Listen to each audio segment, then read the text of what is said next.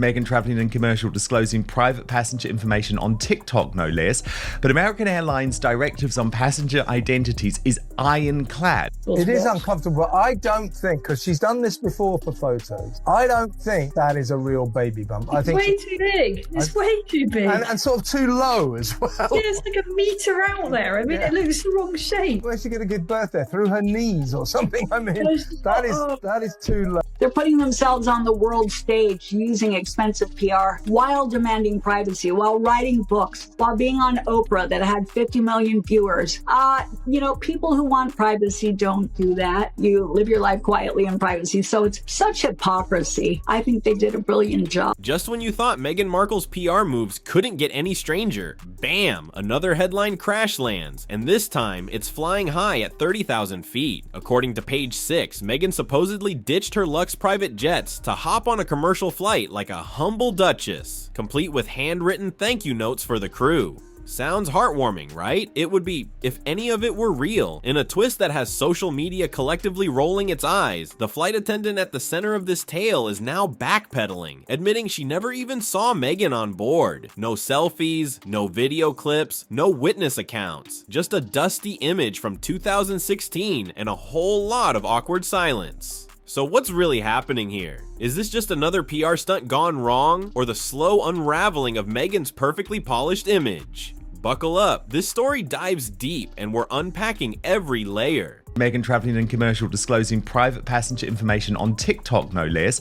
But American Airlines directives on passenger identities is ironclad. So unless this was carefully planned and confirmed as a PR stunt, the flight attendant in question 100% knows she's getting fired. When page 6 dropped the story about Meghan Markle flying commercial and handing out handwritten notes, it didn't read like journalism. It read like a scene straight out of a Hallmark movie. The wording was dripping with sugary sentiment, painting Meghan as a graceful duchess blending effortlessly with everyday travelers, radiating kindness at 35,000 feet. But let's be real, life isn't a fairy tale, and Meghan's public image doesn't exactly come without controversy. This story set off alarm bells instantly. Why now? Why this carefully crafted image of humble royalty? Everything about it felt overly curated, like it had been rehearsed for the cameras that were suspiciously absent. The storyline was too smooth, the details too convenient, and when a narrative is that perfect, people start pulling at the threads. It didn't take long for the internet to do exactly that, and sure enough, the seams came apart fast.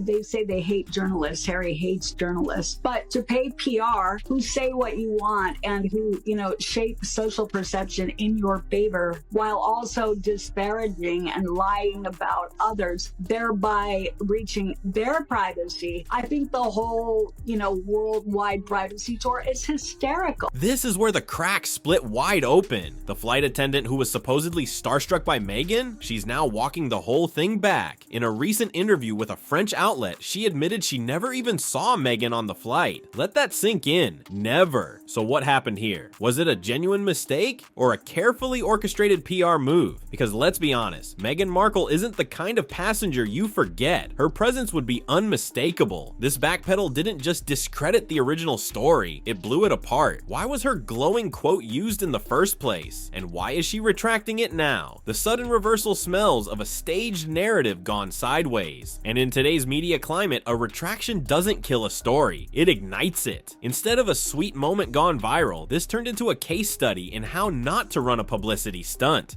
It is uncomfortable. I don't think, because she's done this before for photos, I don't think that is a real baby bump. I think way too big. It's way too big. And sort of too low as well. Yeah, it's like a metre out there. I mean, It looks the wrong shape. Where's she going to give birth there? Through her knees or something? I mean, that is too low. A major red flag in this story is the supposed leak of Meghan's flight details. Let's be clear, airlines have strict privacy rules. Flight attendants are legally prohibited from disclosing passenger identities, let alone doing it publicly on TikTok. If this crew member really went rogue, she wasn't just bending the rules, she was gambling with her career. Unless this wasn't a leak at all. What if someone behind the scenes gave her the green light? That's where things get murky. If Meghan or her team handed over that note knowing it would be shared online, this wasn't an innocent thank you. It was a prepackaged PR stunt dressed up as a sweet gesture. And that changes everything. Suddenly it's not about appreciation, it's about headlines. And if the airline catches catches wind of it, we're talking real consequences. Because this isn't just a breach of etiquette, it's potentially a violation of the law, all to push a carefully curated narrative. They're putting themselves on the world stage using expensive PR while demanding privacy, while writing books, while being on Oprah that had 50 million viewers.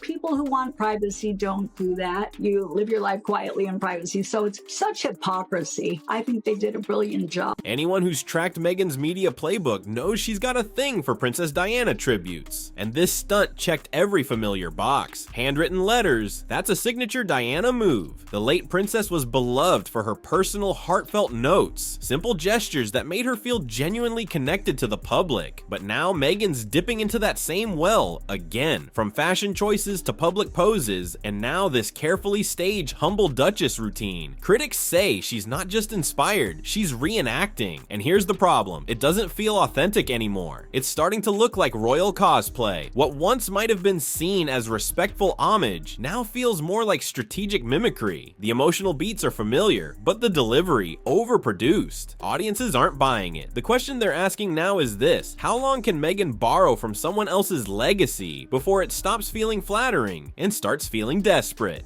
It makes them newsworthy. So you either then ignore what people are talking about and debating and having all the silly stuff about the fake pump and so on, or you embrace it and we do a debate and it's always the same stuff, right? You two are never going to give an inch. I'm never going to give an inch the other way. We're losing time from our lives. We're never going to get back. What's most telling about this entire saga is what's missing: any actual proof. Not a single selfie, no blurry airport sightings, no TSA footage, nothing. Meghan Markle, one of the most photographed women on the planet, supposedly flew commercial and no one noticed. Not even a grainy fan photo? For someone who's had paparazzi appear at remote dog shelters, this sudden invisibility doesn't add up. And then there's the icing on the PR disaster cake. Page 6 used a photo from 2016 without labeling it to prop up the story. The image showed Meghan disembarking a plane under completely unrelated circumstances, but no disclaimer was added. It was a lazy, deceptive move that insulted readers' intelligence and instantly triggered backlash. In the era of internet sleuths and digital receipts, fake visuals don't survive. Instead of reinforcing the story, the lack of credible images and use of outdated content only exposed how fabricated and desperate the entire narrative really was. Well, if you think about it, Meghan got everything she wanted. She got the husband, she got the children, she got the HRA, she got everything that allowed her to rise up and to have that global recognition that we know how badly she wanted that. The real question here is, why now? Meghan has been noticeably absent from the spotlight lately, and when she has made headlines, they haven't been flattering. With her Spotify deal dead, Netflix projects stalling, and public interest cooling, suddenly a glowing story about her flying commercial surfaces. It reeks of crisis PR. This is the oldest play in the book: when the brand's in trouble, stage a relatable moment. But this one felt rushed and sloppy. No witnesses, no coordination, no evidence. Instead of a redemption arc, it became a punchline. And worse, it fell apart instantly. One quick fact check revealed a flimsy foundation, a backtracking source, a recycled photo, and a timeline that made no sense. If this was meant to be a carefully managed media moment, it backfired spectacularly. It's hard to believe any competent PR team greenlit this. If they did, Meghan's brand isn't just wobbling, it's unraveling, and the internet has receipts. These two are not sincere people. They say that they want their privacy while going on every television show, writing books, doing 6 hours of Netflix. They're not very likable, and people are tired of them. One glaring omission in this entire story? Prince Harry. There's no mention of him, no sighting, nothing at all.